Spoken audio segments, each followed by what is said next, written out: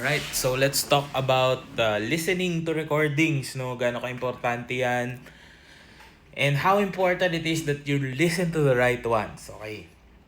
So, kwento ko lang, no? Ako kasi, inabot ko pa yung time na hindi pa mainstream yung streaming services, di ba?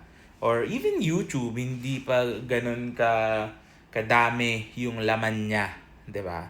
So, as a musician, no, that plays classical, especially classical music, no, very limited yung mga recordings na available sa atin. We used to buy CDs, 'di ba? Kung inabot nyo pa yung mga record, ano ba tawag doon, retailers, ganyan. 'Di ba? Bibili ka ng CD, tapos i-play mo, meron pang CD player, ganyan.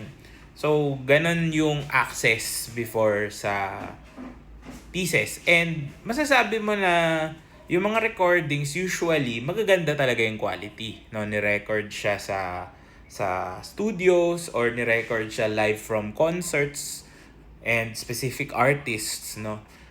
Ngayon, nandito pa rin yung access doon, no? Actually, mas madali nga ngayon eh. 'Di ba? Kasi i-search mo lang yung artist, ganyan, na tumugtog ng piyesa na gusto mo, or search mo yung piyesa na gusto mo, marami nang makikita. Now, the danger here is, sa sobrang dami ng available na recordings, hindi mo alam kung alin doon yung okay, hindi mo alam kung alin doon yung hindi, no? And as we all know, no, listening affects the way we perceive and the way we interpret things, no? So kung ikaw ay nag-aaral ng pyesa tapos you're listening to recordings, tapos yung recording na nakuha mo hindi masyadong maganda. Let's say for example, may mga missed notes, no? Kahit naman ano eh, especially live performances, may mga missed notes diyan, no? Hindi mo mahalata, minsan mayroong konting out of tune. Yun yung mapakinggan mo, 'di ba? Tapos magaya mo siya. Medyo mahirap siyang tanggalin basta-basta. So, dahil nga sobrang daming access, di natin alam na this sa concert na to, medyo hindi maganda yung pagkakatugtog nung pinapanood mo, no? Pero nahiligan mo na siya. So, it's kind of dangerous in a way na i-influence niya yung playing mo, especially if you're learning the same piece. So, when we're trying to look for recordings, we must know the score, unang-una, kasi pwede ring possible na sa sobrang dami, iba-iba yung editions, yung pyesa na hawak mo, hindi ka parehas ng ginagawa nila, no? ng pinapanood mong recording. So, you have to cross-check. Kailangan mas maging careful ka sa mga pinapakinggan mo. For example, when I was learning my concerto, yung Schumann Violin Concerto. So, actually, noong time na yun, 2017, 2016, ang recordings na available niya was very limited. I think until now, parang 2 or 3 lang siya. Now, out of those 2 or 3, yung edition ng pyesa na gamit ko ay iba doon sa mga recordings na available. I think isa lang yung kaparehas ng edition na ginagamit ko. So, in order to supplement my playing, I had to listen. But again, kung hindi ko alam na magkaiba yung iba, I'll just, listen to all of it, na parang minsan kasi 1 or 2 notes lang yung iba, minsan magkaiba lang sila ng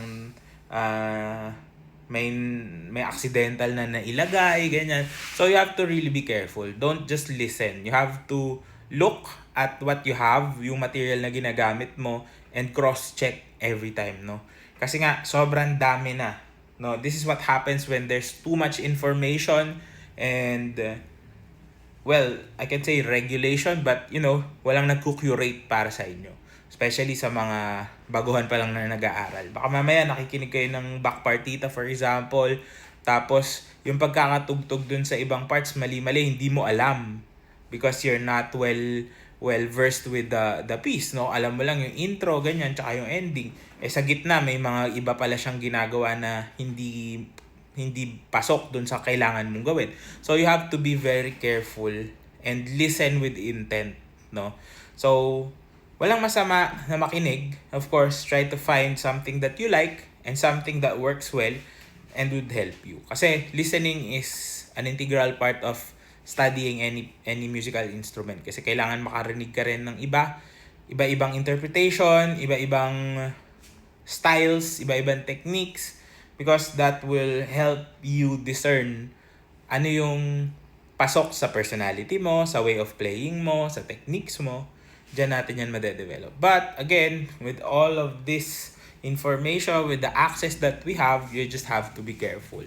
No? Kasi mamaya, masobrahan ka ng pakinig sa isang recording na hindi naman akma para sa kailangan mo. Mahirap siya kasi it will stick with you. So tandaan nyo, try to find as many and always cross-check kung makakatulong siya sa iyo. Sana nakatulong to. If you did, comment down below. And I'll see you on the next one. Good luck sa inyo.